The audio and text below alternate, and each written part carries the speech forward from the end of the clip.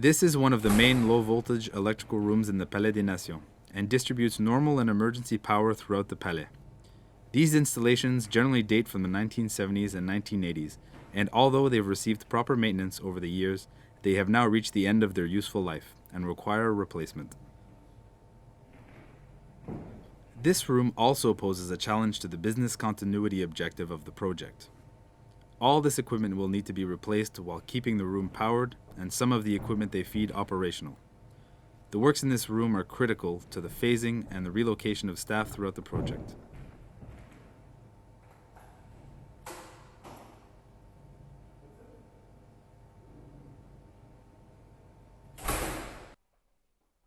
This is a document archive storage space for the United Nations Library at Geneva. Although strict retention policies are applied and followed, there is still a need to keep paper copies of certain records. This space in the basement, with no access to daylight, is, in principle, a suitable location as it cannot serve as office space. There are over 400 linear meters of documents.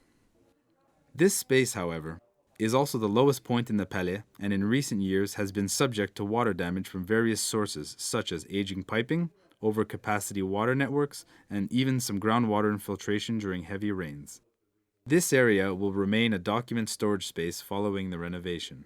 Some piping will be replaced, and an important fire and life safety upgrade will be implemented to make it safer.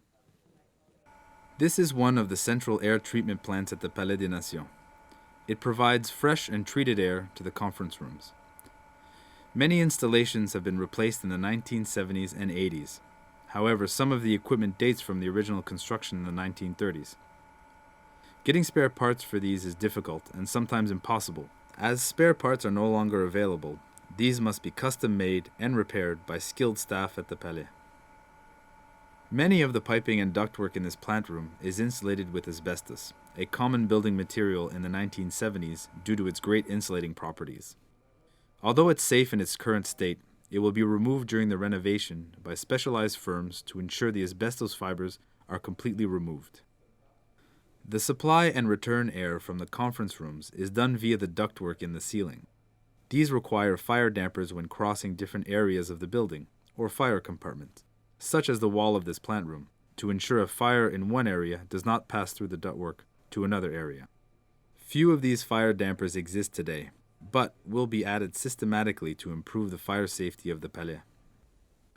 Room 18 is located in the Building E Conference Center, which was built in the 1970s.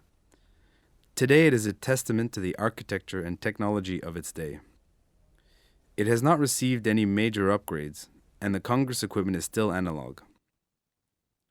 During conferences, the room requires dedicated attention from staff to control the equipment, which can even mean soldering parts when they fail. As a result, the Congress system is no longer reliable and is only used when other rooms are not available. Due to the heritage considerations, the Strategic Heritage Plan will preserve Room 18 in its current state to the greatest extent possible, while upgrading fire and life safety, improving accessibility, removing hazardous materials, and updating the audio-visual technology and Congress equipment.